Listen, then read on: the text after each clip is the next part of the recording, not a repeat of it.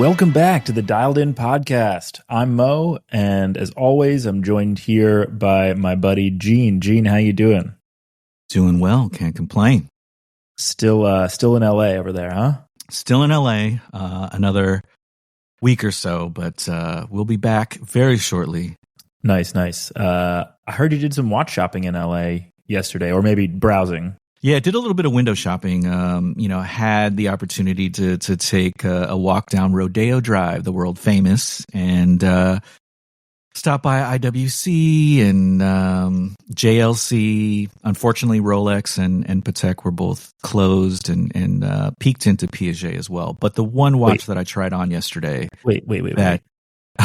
They were closed. We're recording this for people on Memorial Day weekend. So yes. You went on a Sunday of Memorial Day weekend. Yeah. And you're saying they were closed.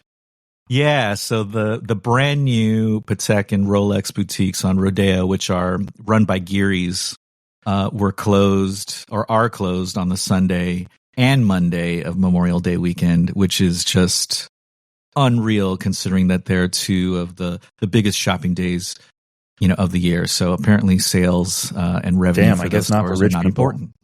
Yeah. They shop anytime. Okay, wait. So JLC, did you try anything on? Yeah, the brand new monoface with the pink gold Milanese bracelet is something they actually had on exhibition in the boutique, and I immediately saw it as soon as I walked in the door and had to try it on. It looks unbelievable on wrist. It is absolutely stunning. One of the watches where, sometimes there's a disconnect between when you see something in an article or photos and you wear it in real life in the metal. And in this case, it was every bit as good, if not better, on wrist. So gorgeous, considering putting a deposit down, maybe.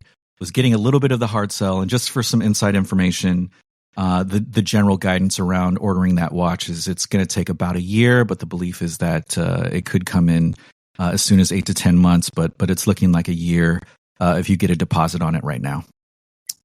As soon as 8 to 10 months. Nothing about 8 to 10 months is soon. But just for everyone, I don't think you mentioned it. You meant the Reverso. You said monoface, but it is the Reverso, and yes. That's like the watch of the year at Watches and Wonders. Yeah. Seemingly, it's everywhere. It's beautiful. I'm actually jealous you got to see it in person. I haven't made my way to the JLC boutique in New York yet, but it looks awesome. You sent me a pic. I thought it looked great on your wrist. So if you need any more of a hard sell, I'm here to convince you to get it. Sounds good. Still mulling it over, but I'll definitely take your opinion into consideration. Cool. And before we dive into the episode, one more thing I wanted to chat about is, did you see the new MB&F that was released? It's called the Special Project 1. The reason I bring it up, and I'll say that MB&F is really never on my radar. I like that it exists. I think Max Busser is awesome, and just what they do just for horology is super, super cool. Nothing about the watches they usually make are appealing to me aesthetically, so it would never be on my wrist. Ouch. However, the reason I bring this one up in particular is it's super slim. It's actually, they're referring to it as their dress watch, and it's 38 millimeters, which is incredibly wearable. And for people who haven't seen it, just Google it, the Special Project 1. But for a little bit of a description here, it's a time only watch that is I should say normal round dial, which is, or case rather, which is kind of rare for MB&F, and it is fully skeletonized, with showing the movement and a very small dial for the time, and it is beautiful. It comes in platinum. It comes in rose gold. Anywhere from $76,000 to $82,000. So not really in the price range I'm looking to spend on a watch like that. Yeah, I guess. But I've got some thoughts. But before I do, what do you think of the watch? I think it's a beautiful watch. At 38 millimeters, and keep in mind that it doesn't have a bezel. So I think it will wear a little bit larger or look a bit closer to a 40 on wrist. That's just my speculation. But it's a stunning watch, and I'll say that for MB&F, which I also like as a brand, but I've generally found the watches that they make a little bit unwearable for me.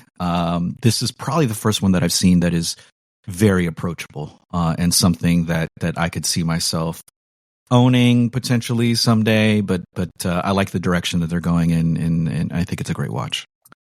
Totally agree. The one thing I'll say is that the case back and the dial side are incredibly open and transparent and see through. Yeah. So you it's almost like magnifies your wrist underneath. You see a lot of wrist behind that movement and through the watch. So, if you have hair on your wrists, if you tend to have a weird watch tan from wearing a watch every day, it's a lot to commit to showing people that much of your wrist through the watch. And it's kind of, I feel like if I owned it, it's all I would see is my wrist versus the watch itself. Practical advice. Yeah, exactly. Because, the MB&F pricing it's a practical watch, Gene. So give practical advice. So, all right. So this episode today, we're going to talk about, you may have heard a few episodes ago, I did a solo pod about some of my grievances in the watch community. This is kind of an extension to that, and this time I got Gene on here so we can get some of his takes. But really, it's sort of advice to stop doing these things with your watches. Now, it's completely subjective. This is stuff that Gene and I don't like. We may even disagree on some of the things on this list. But yeah, basically, like just hear us out. This is some of the stuff we don't suggest you do with your watch for a whole multitude of reasons. Yeah. And as always, there's no barrier to entry here on the Dialed In podcast. Just a love for watches. So with that, Gene, let's get dialed in. All right. First thing on the list to stop doing with your watch is wearing your watch incredibly loose, such that it like hangs down to your thumb. You're doing it wrong. I just think it looks totally unkempt. It's very strange. In fact, wearing it that loose is actually not even good for the bracelet. One, I don't know, maybe someone can slip it off your wrist pretty easily. That's never a good thing. And two, many people actually kind of think that bracelets stretch when it's too tight on your wrist. Yeah. It's actually the other way around. If you're wearing a watch too loose, it puts a lot of wear on the links, and in fact makes the stretch that much more on the bracelet over time. And I did not know that. Yeah, I did not know that. And I don't know if this is true, but I would imagine just the jostling that happens if you wear a watch that loosely could probably have a negative effect on the movement as well. But I couldn't say that with certainty, but just speculation. Yeah, and all of these are good reasons, but the main reason is you look like an idiot if you do it. So, up to you. Yeah, don't do it.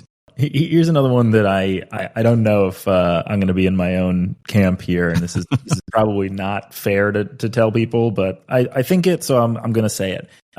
People who wear their watch on the wrong wrist, or at least from my perspective, the wrong wrist. Like the crown should be facing your fingers, right? And a lot of people who are not left-handed just choose to wear a watch on their right hand, and I just don't understand it. I don't like the way it looks.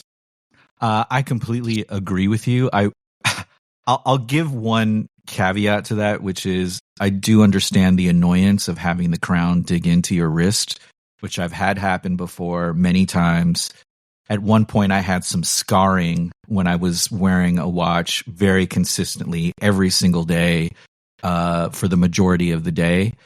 So I sort of understand it, but will generally agree with you that the idea of wearing it on the opposite wrist, it just doesn't work for me visually, not to mention the fact that there are a whole host of reasons why right-handers wear watches on their left hand, which we can probably talk about later, but aesthetically, I'm on the same page. I'm sure everyone has an excuse for it that does it, but I just don't like the way it looks, so that's that. All right, another one is if you buy a watch, you spend any amount of money on it, and it's something you've been lusting after, and you can't wait to own it. Wear it. Don't keep your watch locked up in a safe or in a watch box and just like admire it at home. That's a weird thing to do. These are meant to be worn. These are meant to be enjoyed, taken with you, develop memories with it. Yeah. Why are you leaving it in a box forever? Yeah, if you're leaving it in a box forever, if it's sitting in the safe, you're kind of missing the whole point of this hobby. The point of this hobby is to wear your watches, to share your watches. We've talked a lot about community around watches, and you just rob yourself of that whole experience if you're setting them aside and not wearing them. I'm somewhat guilty of a bit of this, but mostly because there are certain times and occasions for watches, and if those don't come up for me, I'm not wearing the day date every single day. But a secondary reason to also consider to wear your watches is over time, if you leave a watch completely sitting and unworn, you will find that the lubrication in the movement will degrade, as will the rubber gaskets, and it'll affect waterproofing. So another reason to, at a minimum, wind your watches maybe once a month, maybe once every couple of months, just to make sure that they're moving, because it's important from a longevity standpoint. Practical advice from Gene, as always. Just enjoy your watches, guys. That's what they're there for. All right, here's like a real WTF one. And if you do this, I have so many questions for you. Wearing your watch over your shirt cuff. I don't even understand how you could defend that. It is the weirdest thing ever. Why does everyone have to see your watch if you're wearing a long sleeve shirt? Like, let it happen naturally. Wearing it over your cuff is so strange, and it doesn't even look good or cool. So I have a lot of trouble understanding why anyone would do this. Yeah. I don't have a whole lot to add. It's a complete abomination if you wear a watch over your cuff. There are very, very few people in this world that can probably pull that off and look elegant doing so. I've maybe seen a couple of examples of that, but it's just, don't do it. You're not that person. When I talk about there's a couple people in this world that can pull that off, it's not you. So just don't do it. Yeah, and I'll give two things here. One, like the one exception I'll give is I think I've seen women do it with a very sort of thin long sleeve on a dress, and they'll put like other jewelry stacked with it, and fine. That in certain circumstances looks good. If you are a man and you are wearing a shirt that has a cuffed sleeve, there is zero exception there. Like just keep it under your cuff. And one other thing to add here is on this topic is I actually met a guy once from London who gets his. This is ridiculous. Are you ready for this? Oh, no. He tailors his shirts, custom makes bespoke, custom tailored shirts, and makes the shirt cuff such that a watch can fit through it. So only the watch face will show, and the rest of it will be covered by the cuff. Wait, you mean it has like a circular cutout? Correct. You're joking. I swear. It's absolutely absurd. What? My mind is absolutely blown. That is crazy. It's all kinds of crazy. And what's wild is like I was kind of, I was poking for more information about it, and so I had to, in order to get him talking about it, I had to sort of compliment it, right? I didn't want to just be like, that's the most ridiculous thing I've ever seen and you're an idiot. Tell me more. I was kind of like, oh, that's interesting, like what made you do that? And he was so proud to tell me that like he has different shirts for different watches that like fit the the case in perfectly, and it's something that he coins and sort of trademarks as his own. And he goes, yeah, like I'd love to be known for this. Like that is definitely not something you want to be known for, buddy. Oh my God. Although, there's probably enough people in this world that think it's a novel and cool idea that he could probably have a little side hustle business making these shirts, but that's just wild. I've never seen anything like that. I've never heard anything like that. All right, next one. This is actually kind of common. I see this every now and again, and maybe if it's just sort of a personal preference, but I don't leave your chronographs running at all times. It's not really a movement issue anymore, especially with like vertical clutch column wheels. Like it doesn't really damage the movement if you're wearing like a modern Rolex Daytona, for example, and you leave your chronograph running. But I guess my main question, but it does, by the way, I should add for older watches and less sophisticated chronograph movements, you can certainly damage the movement by leaving it running all the time. But I will say that just sort of why, more so than the degradation on the movement is just why the whole point is that's not a running seconds hand. Right. It's a timer, and what are you timing at all times? Yeah, I mean that's exactly my question. Why? What is the purpose of keeping your chronograph running like that? You're not looking at it the entire time. You're not tracking time of anything. It is not a second hand. What are you doing? Right. It's the equivalent of having like a digital watch, like a Casio, and keeping your like stopwatch on. You just wouldn't do it. And so it's a weird thing not to do. Not intentionally. Right. It's a weird thing to do with a mechanical watch, in my opinion, at least. Yeah. And seemingly yours. I've left a chronograph running by accident, but I would never do that with intention. Never. Yeah, and an extension of this, because we mentioned the Daytona, and it's one of the things I actually mentioned on our Watch Gripes episodes. I really hate screw down crowns on chronograph pushers. Like it kind of defeats the purpose of a timer. Like if you want to time something quickly, like oh shit, I gotta unscrew these pusher crowns and then push it. It just takes away from the experience. I'll give the Speedmaster a +1 on that because there's no screw down on that, and you can just activate the pushers really quickly. But on that, if you do have a screw down crown in particular, but screw down anything on a watch, like that is purposeful, like it's functional. And don't leave it unscrewed. The amount of people I see on Instagram doing wrist rolls and, I see the screw down crown left unscrewed. I'm always just, kind of cringing, being like, oh, God, I hope you don't try and wash your hands after that. Yeah. Don't do it. Okay, here's another one that I don't know if you'll agree with. And this is I'll chalk this up to my OCD, but I really don't like when people don't set their date window. I'm raising my hand over here, guilty as charged. Look, sometimes I forget. Sometimes I can't be bothered to do it.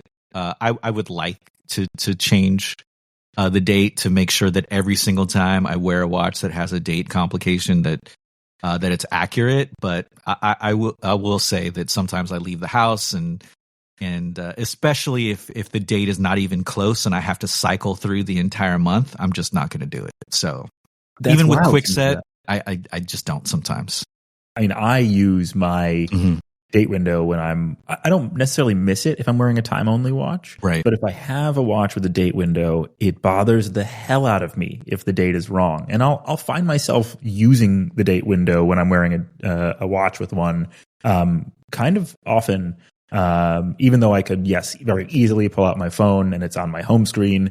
I'm just sort of used to looking down at my watch to see the date. And if it would be off or wrong, then to me, it's like, so it's almost like nails on a chalkboard for me looking at a wrong date window. I don't know. Okay. Well, then I will be sure to course correct my own behavior. And the next time I see you to make absolutely certain that the watch that I'm wearing, if it has a date, is accurate so as not to offend your sensibilities.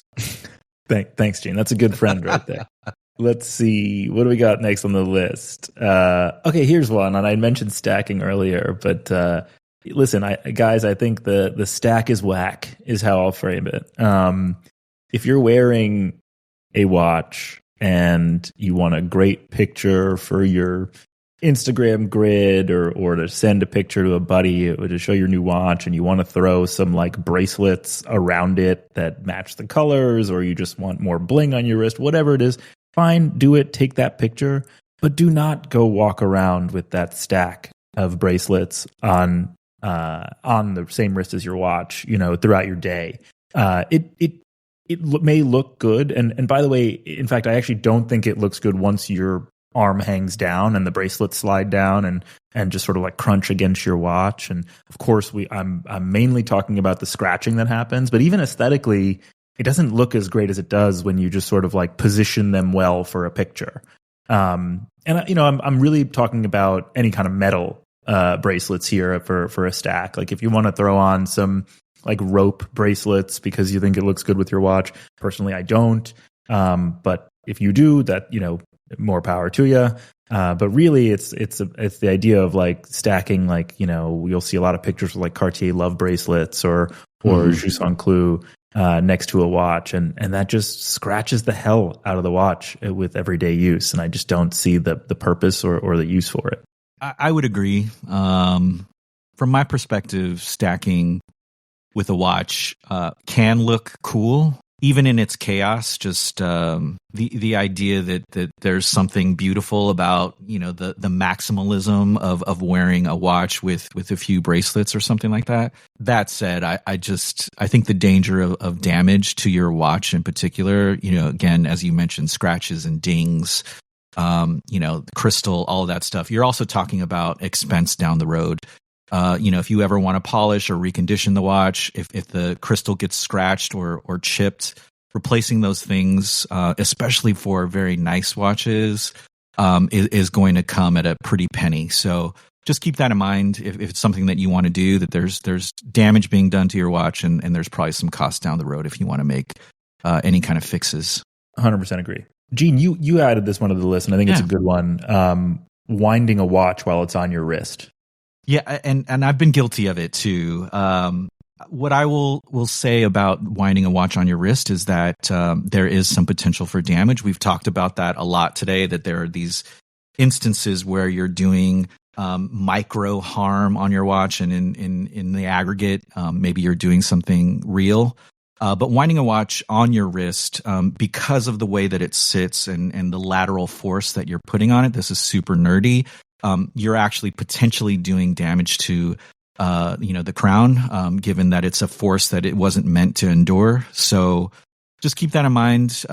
Generally speaking, the safest way to wind your watch is to take it off of your wrist and wind it that way. So yeah, do that and save yourself some damage down the line. And also, why are you so lazy? Just take the watch off and wind it or set it or whatever the hell you're doing with it. Yeah. All right, another one. Again, that's sort of like a technical issue if you do this is playing sports with watches that are not developed, solely for withstanding a ton of force. There are several sports that we probably consider to be casual ones that I know a lot of friends of mine play and play pretty frequently. I'm thinking specifically about golf, tennis, pickleball, which is obviously very similar. Wearing watches playing sports, you're going to do something very bad, potentially. There's just a lot of force that's applied to the movement during a golf swing, during a tennis swing, during a pickleball swing, and it's happening repeatedly. These watches weren't designed to do that, and I think, again, we're talking about technical issues and damage. It's another situation where applying that type of force to a watch is going to create problems for you down the line. But if you have an RM, by all means. All right, cool. Here's one that is just an annoyance for me, and to me it's very obvious and has nothing to do with anything technical about your watch at all. It's really just stop pushing up your sleeve so people can see your watch. Like it's so obvious. It's very weird. If no one's commented on your watch in seeing it sort of like half poking out of your sleeve, they probably have nothing to say about your watch. It's not that they haven't had a good look at it.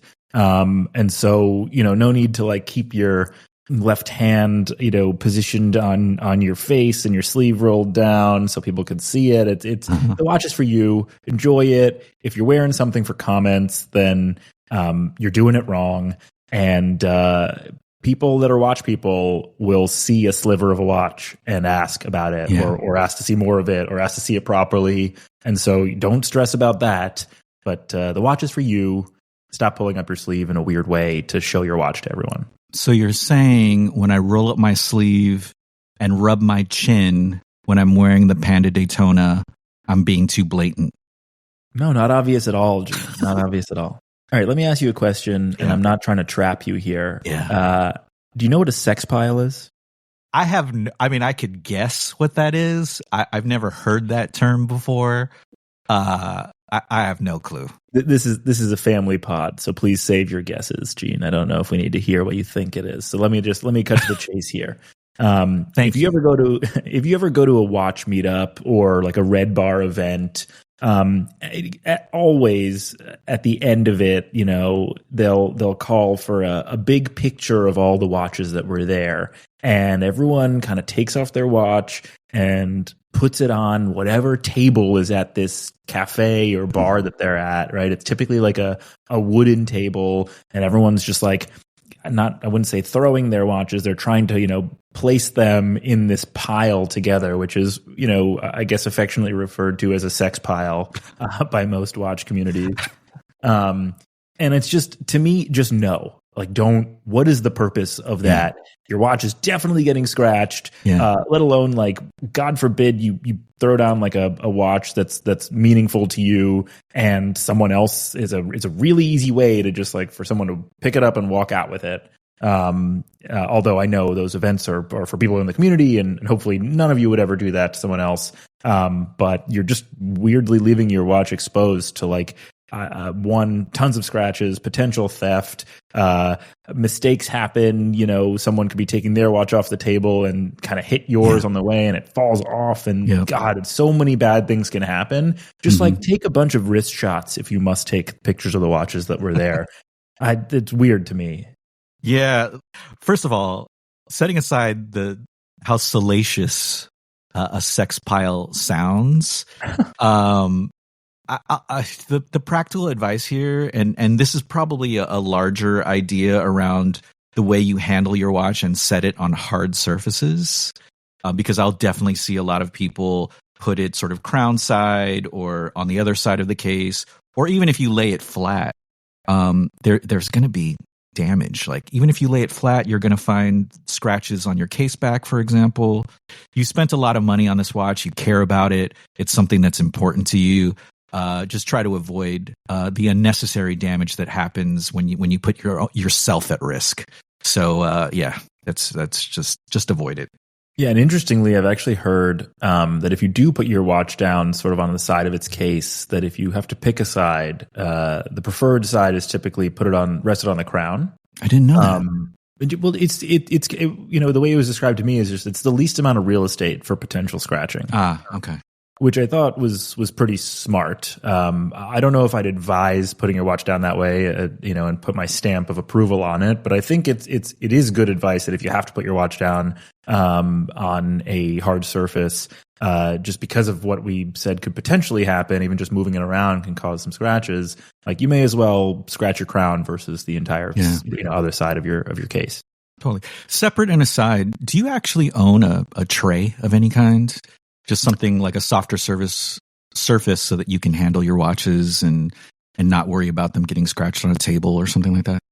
Yeah, I mean, a couple of episodes we talked about watch stands, so I'm a big proponent of watch stands and just having those around a lot of tables in my house. But I do have like a felt and a leather tray that I do tend to just put my watch down on, both on my desk at my office and on my bedside table. I'm a big believer in those. Just if you can have a softer surface somewhere, why not? I have a tray as well. It's actually made of cork, so it's soft, and I think it looks kind of cool. So whatever you do, just no sex piles. So last one, Gene. This one is one that really bothers me. I know it bothers you too. People who wear two watches, one on each wrist. Look, we know the prototype for the person that wears two watches, right? Like as far as I'm concerned, the person that put that behavior on the map is Kevin O'Leary, Mr. Wonderful. I hate it. I think it's atrocious. I have the same feelings towards that you have towards NATO straps. It's terrible. Don't do it. The only exception that I can make for wearing two watches is if one of them is digital and you're wearing it for fitness tracking. I can kind of get behind that, but even then, wearing two watches, just the optics of it looks terrible. I think you're being way too kind on the idea of wearing two watches if one is digital. Fitness tracking or not, like it looks stupid when you wear an Apple Watch on one wrist and a mechanical watch on the other. Like, I guess just choose one, you know. And I'm not saying that, like, if you have a fitness tracker like a Whoop or something that's not a watch on the other wrist, it still kind of looks weird. But like, more power to you. Whatever, do what you need to do. If you have two devices that tell you the time, one on each wrist, it looks stupid. And there's no reason to do it. And you brought up Kevin O'Leary, and God damn it, that guy really bothers me, because not only does he wear two watches, but he talks about it and defends it by saying the dumbest thing that he does. Oh, I do business in Abu Dhabi, and so I need to know the time there and in my home time of LA. And you're like, guy, one of the watches you're wearing is a GMT. Like, that is what it was designed for, you know? And the idea of defending it and not saying what it really is, which is that I have a ton of expensive FU watches and I just want to be able to show how many I have. Yeah. So I wear two at a time and change those 4 times a day. Mm-hmm. Great. You know, that makes you an awful person. Look, you're stating the obvious, which is he is just trying to show all the maisons he has in his collection. For listeners that don't know, that is not how Gene says the word collection. That is very unfortunately how Mr. Wonderful chooses to say collection, as collection. And it's really just, it's awful. But the main point here is that don't wear two watches on your wrists. That should be obvious. It's weird. I don't know what you're trying to tell to the world, but it's not coming off the way you think it is. And Apple Watches, I think you all know my thoughts on this. If you've listened to the pod, Gene and I very much disagree. Gene is a big proponent of Apple Watches for all the things it can do, and the fitness tracking and health tracking and being able to check messages. I think it is the worst thing to happen to watches since the quartz crisis. But we'll save that debate for another day. Indeed. All right, man. Well, that's all we had. Guys, thanks for tuning in as always. Just a very quick plug and a reminder for the listener survey. There is a link in the show notes. It is completely anonymous. We're not collecting your emails. You will see that on there, that we will not, your email address will not be shared with us. Basically, we just want some info on why you're enjoying the podcast, what you want to hear from us. If you have any questions for a Q&A episode in the future, it's really going to help us make this just better and better as we go along. But please do take 5 minutes if you have it to fill that out. And otherwise, we'll see you next time on the Dialed In Pod.